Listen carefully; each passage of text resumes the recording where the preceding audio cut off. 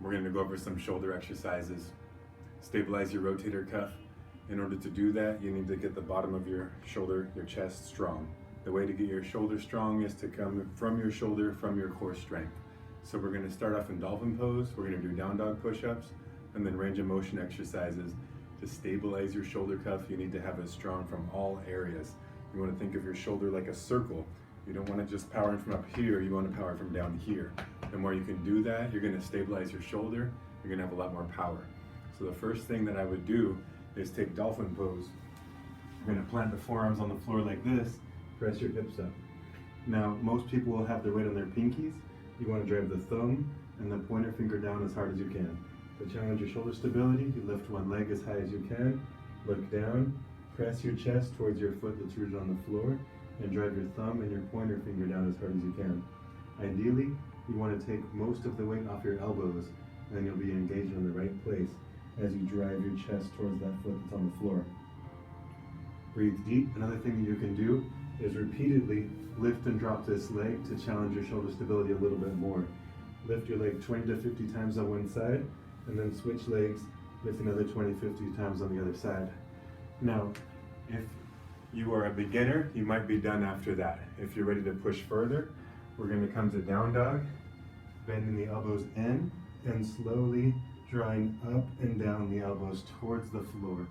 Lowering the elbows slowly, drive again the thumb and the pointer finger down. If you want to work a little bit harder, lift a leg and repeatedly do down dog push-ups in this position. I like to do sets of 20 until I've done about 100. Right now my hands are shoulder width. After that, I'm going to bring my hands double shoulder width. This time my elbows are coming out to the sides and I'm lowering my head straight towards the floor. Now this is going to give you a lot of extra power from the rib cage. You want to be squeezing your abs. And again, I'll do sets of 10 to 20 until I've done about 100. After that, you're going to start to feel a pretty good burn in your shoulders. I lower down to that point to do what I call cobra or up dog push-ups. So we're coming down. For beginners, your knees are on the floor. If you're more advanced, your knees will be up. And again, coming up and down, keeping the abs engaged. And I'm going to do sets of 10 to 20 until I've done about 100 of these. Pressing down from the core, inhale up and exhale down. Once you've done about your limit, your shoulders should have a pretty good burn at this point. You're going to bring your palms together, inhale and stretch up towards the ceiling, exhale, come slowly down. You want to go nice and slow in this motion and do it repetitively until you feel a good burn in the rotator cuffs. If it's not challenging enough, grab tiny weights.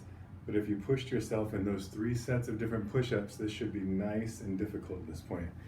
After you've done enough of those to get a good burn in your shoulders, bring your hands shoulder height. Inhale, reach out to the sides. Exhale, bring them back together. Do this for 2 to 3 minutes. If you do those exercises with good integrity, it should take you about 30 minutes to run through that sequence. Practice it every day for good shoulder stability.